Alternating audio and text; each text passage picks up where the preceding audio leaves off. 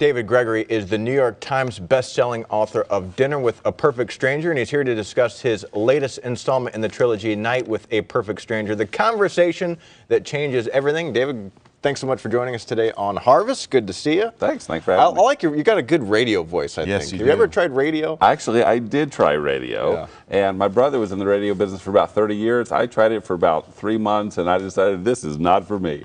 So went into book writing instead. Well, and you've done a very good job. But before we get to the books, let's kind of talk about your history, because you didn't, you started out, well, go ahead and tell your story. You kind of like had a change of course maybe halfway through your Well, I did. I actually started off as a compensation and benefits analyst, and I did that for about 10 years and spent most of my time working on spreadsheets. And decided to go back to school and kind of figure out what I wanted to do when I grew up. And so I ended up going into writing and editing, and then all of a sudden I started writing this little story that God placed in my heart called Dinner with a Perfect Stranger. I didn't know what the title was at that point.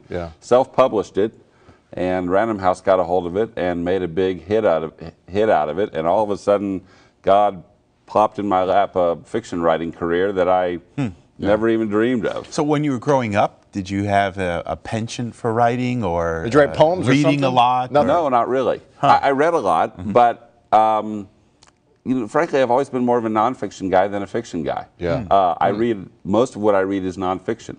And the material in Dinner with a Perfect Stranger, I was going to put in nonfiction.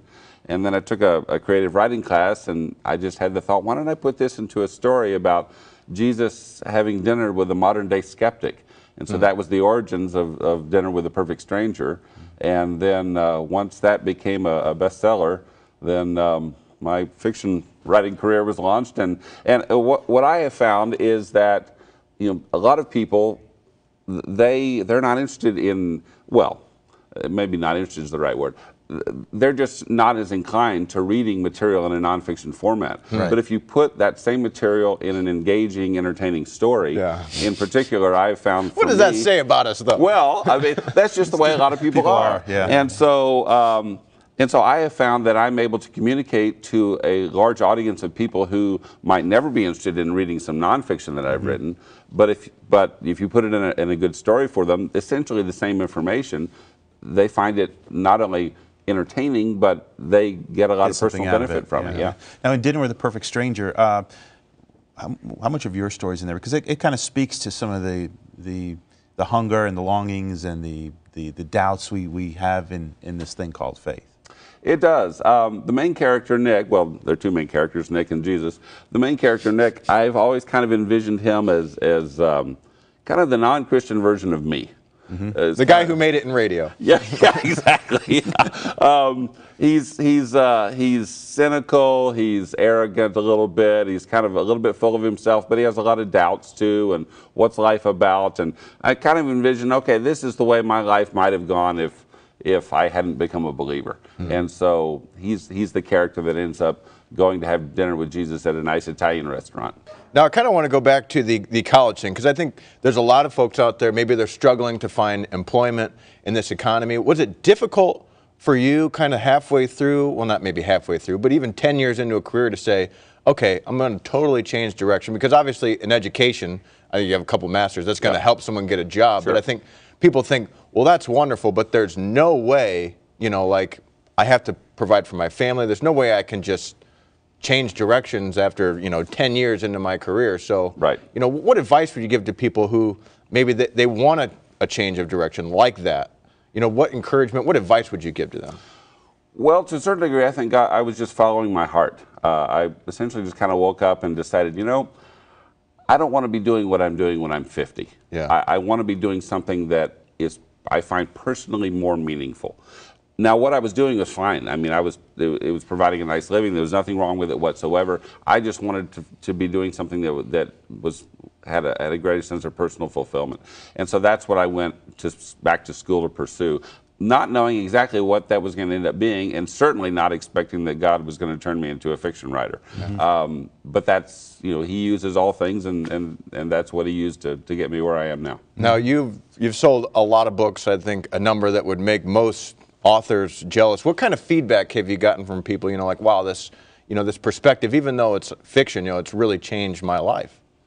Well, that has been so incredibly heartening. I mean, to receive emails and letters that people write that indicate how God has actually used some of the material I've written to work in their lives. Some of them have come to faith in Christ through the material that I've written, or through the movies that have been based on the material that I've written. And so it's just unbelievable to me that God would actually use me in that way. I've always considered myself actually kind of the world's worst evangelist. And I'd always carried around with me this idea, you know, oh, I should be better at this, I'm horrible at this, you know. Well, 500,000 books later. Well, as it turns out, I just decided to write this story, Dinner with a Perfect Stranger, because I wanted a resource that I could give to people to share my heart and to share the gospel. Yeah. And so God ends up using that to reach so many more people that I possibly could have imagined. It's just unbelievable to me that here I was carrying this sense of guilt about not being a good enough evangelist, and yet God was just waiting to use some talents that He had already given me to reach so many more people. Now, this Night with a Perfect Stranger, I understand it's the third. Correct. Is this kind of wrap up the trilogy, or is this going to be like the Left Behind series? It's going to go on and on and on. No, it will not go on. This is the last one. I had really from almost the beginning had this book in mind. The first book, Nick meets Jesus and becomes a believer by the end of the book. Okay. And then the second book, A Day with a Perfect Stranger, Jesus meets Nick's wife, Maddie. In this book, Night with a Perfect Stranger, I had always wanted to wrap up the story of Nick. And so in Night with a Perfect Stranger, Jesus gets back together with Nick 6 years later, and Nick's really struggling in his Christian life. He thinks everything's going to be great after he's met Jesus, and everything is great for a couple of years. But then he gets kind of into the evangelical church typical routine and the programs and all the to-dos and the spiritual lists and all of that. And 6 years later, he's wondering, where did God go? What happened to Jesus? I actually met the guy. And now I feel like he's far away from me, and I don't know. I feel like I've done all the things that I've been told to do, but somehow I don't feel connected with Jesus anymore. Yeah. And so that's the point. Frankly, I think it's a point where so many of us either are or have been. And so I wanted to put Nick in that position to see what Jesus would have to say to him in that place in his life. Yeah. Now, your kind of theological background or your upbringing. What was that like, and how did that play into the characters created as well? Well, actually, I became a Christian when I was in college. I grew up going to church, but really didn't. Wait, now is this college the first time or the second time? The first time. Okay. And so I ended up going after I went back to school the second time, ended up with a degree from Dallas Theological Seminary. And so to a decent degree, the material in my first book, Dinner with a Perfect Stranger, is based upon a lot of the stuff that I was experiencing or interacting with at Dallas Theological Seminary. And both in all the Perfect Stranger books, particularly in Night with a Perfect Stranger, I wanted to be very careful. I mean, one of the questions people have asked me, you asked about people's reactions. Yeah. People sometimes ask, well, how is it putting words in Jesus' mouth? And, it's a little bit of a frightful prospect. Because, sure. Like, man, I just don't pepper in know. a lot of love and mercy, Yes, and you exactly. probably get it. And so my heart always, in all of these books, has been to be, number one, to have Jesus acting toward people in the way that He acted toward people in the Gospels. Yeah, well, that makes sense. And secondly, to put into His words, to make His words as faithful as I can possibly make them to the teaching of the New Testament. Yeah. Because I don't want to obviously make him into something. Yeah, I mean, my intention is to be as biblical as I can possibly be. And so I hope that comes across in the book. So let me ask you this. For somebody who's perhaps never heard of David Gregory, can they pick up this book and they can just pick up the story, or do they need to go all the way back to the beginning? They don't. I've written this book in such a way that they absolutely don't need to go back to the beginning. Yeah. But you would like them to. Oh, sure.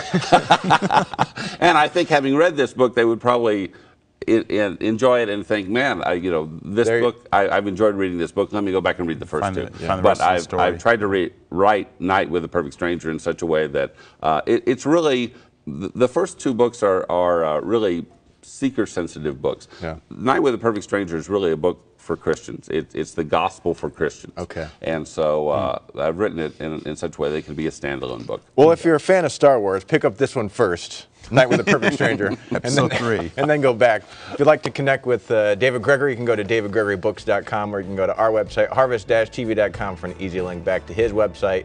We'll be back after this.